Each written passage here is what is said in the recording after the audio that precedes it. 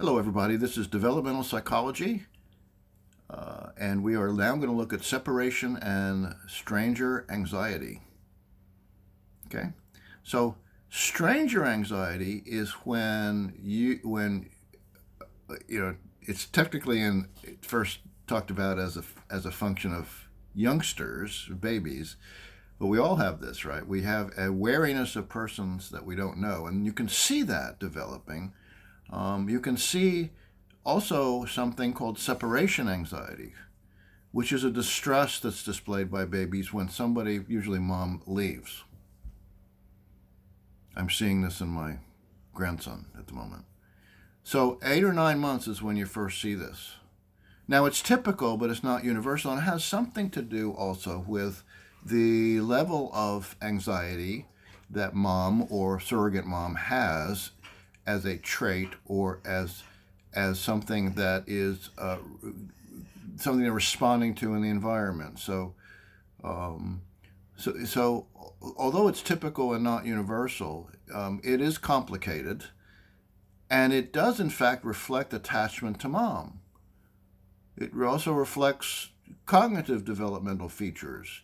It reflects stability of care. It reflects quality of substitute care. So all of those things are involved in whether or not there is any or substantial stranger anxiety or separation anxiety.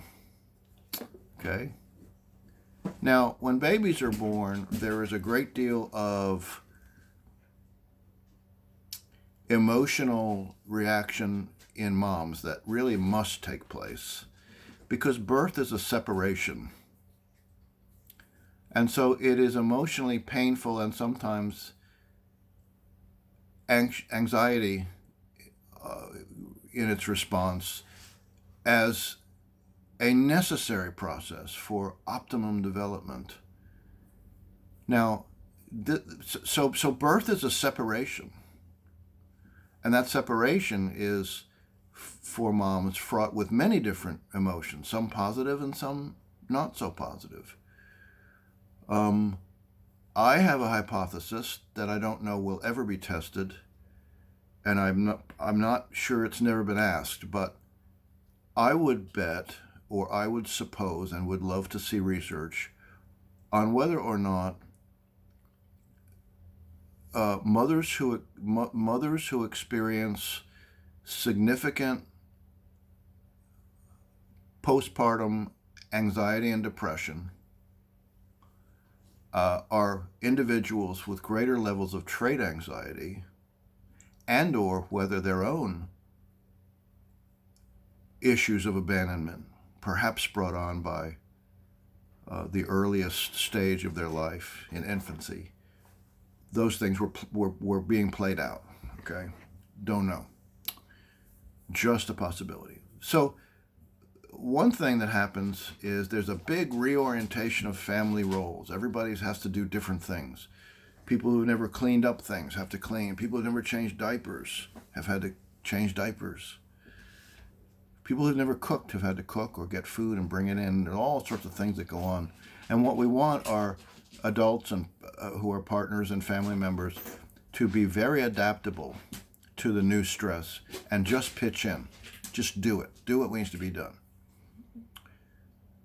Now, fathers may feel left out. So they may generate either an anxiety of that feeling left out, or they may actually become envious of a newborn. That's not abnormal. Now, what would be abnormal is if that gets to be a problem within the relationship. So it's one thing to have a feeling of, gee, I miss, I'm envious of the baby getting all the attention. I used to get all of that, and now I get very little of it, at least right now. That's one thing. But it's another to let that play out aggressively or passive aggressively, or to become anxious about it and have it interfere with the relationship. That's a whole other thing. So becoming parents stirs up all kinds of strong feelings, doesn't it? And it brings up things like hopes and dreams and aspirations, and you begin to reorient your feelings, and you begin to reorient the way you see your own future. And this is not a small thing, particularly when you're talking about middle to younger teenage girls whose lives will basically never be the same. And for any first baby, that's true. Okay, so now let's talk about attachment. Attachment is the one feature of infancy that is arguably the most important feature that we could ever talk about. It is the subject of countless research projects and articles and books, and it occupies the lives of developmental and other psychologists throughout their careers. Attachment, as we call it in humans, is a process of bonding between an infant and a caregiver. It is both an emotional and a physical set of stimuli and responses, back and forth. It is an organized synchrony of signals and responses. It is full of patterns, even though it may not be obvious to someone who doesn't know what they're looking for. And what it's about mostly is eliciting caregiving. So again, this is survival. It's a process, not an event. Then there is no critical period that is defined. So no 1 week issue of changing caregivers is going to be a problem. It's not even about months and months. What we see is that this is universal across cultures, and what we want is moms or whoever's going to be mom to be the primary caregiver in the best of all worlds, or at least that mom has the substantial amount of time while the baby is awake to interact with that baby and cuddle and hold, and food, water, warmth, rest, safety, security, and cuddles being given in large amounts. And I think probably most people would agree that it's ideal, but often not possible, for moms to be with babies all the time. I wish that companies would permit this. I wish that all companies had this ability. I don't see that happening in this country, but it would be good. Now, there are several different forms of attachment. There are actually 4. And the first one is secure attachment. This is the one we want for most babies. This is where you get all the right things as a baby. Food, water, warmth, rest, safety, security, and cuddles. Remember that little sequence. Food, water, warmth, rest, safety, security, cuddles. And we want those things to be provided all the time. It is not true that when babies cry, you shouldn't pick them up. That was actually a notion from Dr. Spock, not Mr. Spock. Dr. Spock, back in the 60s, had big and negative consequences for kids at that time who followed that recommendation. No, babies cry, pick them up. So a secure attachment can be seen in the behavior of a newborn 6 months out, when they explore freely when mom is there. They'll engage with strangers, but not in the same degree of comfort, perhaps. They're more flexible and resilient when faced with change and stress. Boy, we like that. Then there's a resistant, sometimes called an ambivalent attachment style. And this is where a child becomes wary about the situation in general, anxious when mom leaves. Even maybe before she leaves, she gets anxious. And when mom leaves, the child gets very distressed, but then shows some degree of ambivalence when she comes back, because all of a sudden now he or she is not sure she's not going to leave again. So there's an ambivalence. And then the next style of attachment is called avoidant, where the kiddo shows very little emotion, positive or negatively, when mom leaves or returns. May not explore very much, regardless of who's there. And a stranger doesn't get treated any differently than an avoidant. There's my dog. An avoidant attachment is not a good. It's a kind of anxious attachment. And then the least useful, the most problematic form of attachment is the disorganized, disoriented form of attachment. It's the least secure. There's no consistent way that the child has to cope with stress. So they may cry during separation, but avoid the mom when she comes back. Or the child may approach the mom, but then freezes or falls to the floor. They become easily confused and afraid.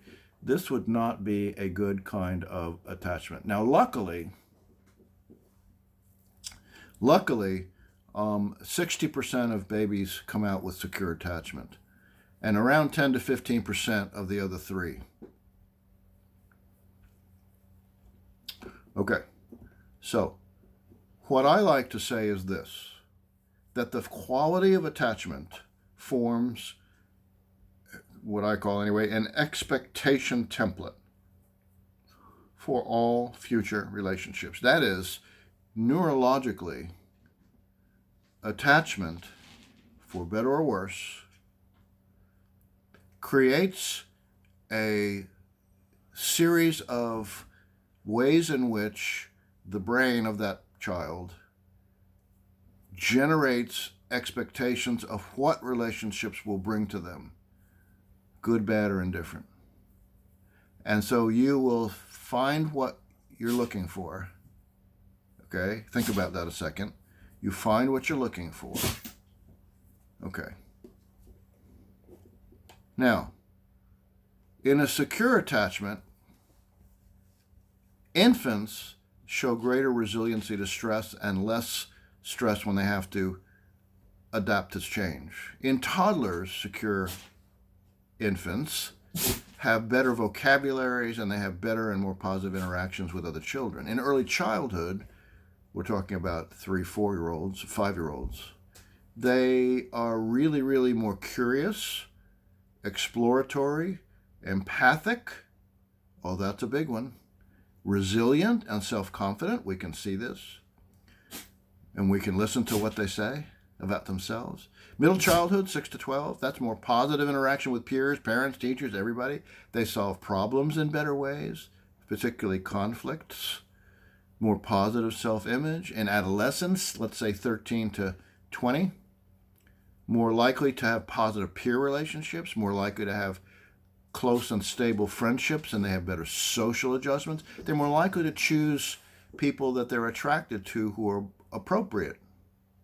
And in adulthood, decidedly, beyond 20, 22, somewhere in there, which depends on how you define it, are more mature and find more satisfying romantic relationships with better and more appropriate partners, and they spend less time with people who are inappropriate in both friendships and in relationships.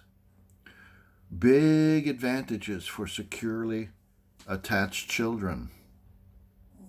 Big advantage. So, again, one finds what one has experienced. What one experiences, one expects. Think of attachment. It's familiar, and therefore it's easily recognized. And when you recognize it, it has a familiarity that allows you to feel okay with it, even if it's not a recognition of something appropriate. So the template of expectation that you receive through attachment is either one that causes individuals to find unsafe partners, to avoid relationships in general, or, at the other extreme, to seek relationships with the expectation of finding a relationship that can meet some of my needs in a good ways, and find safe people. Okay? So if you want to be more dramatic about it, a safe environment through secure attachment allows for adults to have the hope that love can be found in a relationship with another adult, and that a nurturing relationship can meet many needs, never all, but many. Pretty profound stuff. Okay. Next video.